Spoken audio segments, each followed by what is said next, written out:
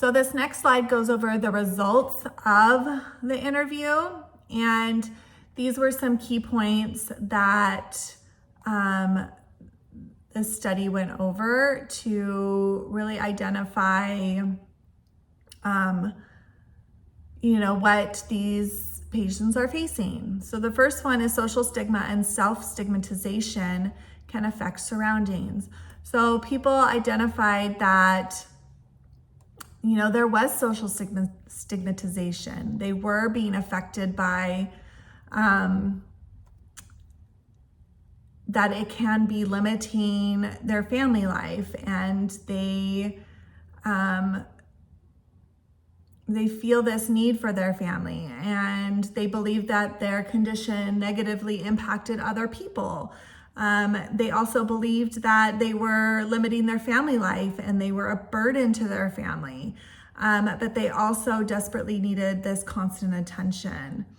And one person said, "I feel very sorry for my wife because she carries a very heavy burden. I am being treated, and you are also willing to wait for days when he has to go to the hospital. He has to take them to controlled treatment at the hospital, and they have to accompany them. Activities in the surrounding community as well, daily work, are always left to the spouse, and it can make it difficult." So these people are feeling this change. They're feeling how this impacts their family. The next one is lacking enthusiasm for life expectancy. And this is addressing having hope, and that it can be a weapon for people living with HIV or AIDS to survive and fight this disease, especially when the disease begins to progress. And it can be hard to look at life optimistically and to look for the future. And one person said, "I always hoped that I could live this life well, that this life deserved to be enjoyed, but my body is always controlled by this disease. It seems there is nothing to wait for." So this person is feeling hopeless, and this needs to be addressed so this person can have hope. So it's really important to understand how people are feeling so that we can address this. The next one is always imagining the shadow when death picks up. And this theme describes the reoccurring thoughts of a patient about death. HIV and AIDS is frightening, and sometimes they feel like death is in sight. Meanwhile, on other occasions, they are resigned and ready to face death.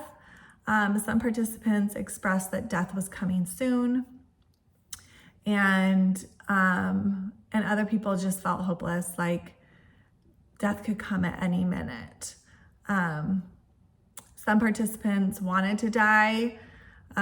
Death seemed like a solution for their suffering, so they were planning suicide. So again, these thoughts and these feelings are super important to address. And even though as nurses, we know that people can live a long time with AIDS or HIV, some people might not feel that way. And so it might feel very, very hopeless. The next one is forcing to accept their situation and suppressing the will. So for this one, participants often said that self-acceptance has a very positive attitude in their life, and they were able to calm down even though they realized it would take some time. So they knew that self-acceptance of their condition would be a challenge. And it really forces them to accept their situation, even though they don't sometimes want to. Okay, the next one, the difficulty of social access. And HIV and AIDS affects all personal aspects of people infected, including social access, which makes them disconnected and lose their future. This situation can cause people living with HIV or AIDS to lose control of their life, lose enthusiasm, become disappointed and regretful.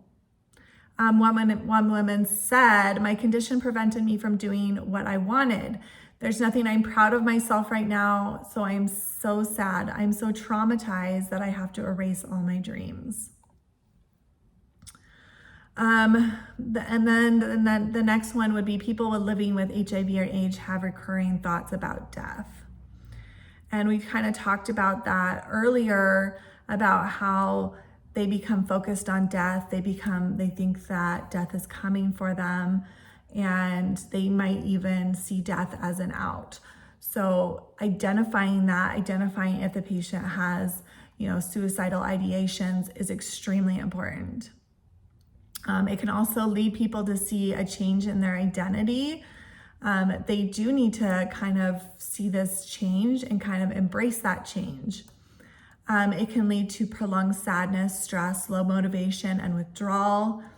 And as nurses, we need to build effective communication that focuses on problems related to their ideas, thoughts, feelings, and hopes, through which nurses can contribute to altering their self-concept through changes in the construction of new identities. So nurses can help them with this progression from how they're feeling at their first diagnosis to progressing through the disease and understanding where it's going to take them in the future.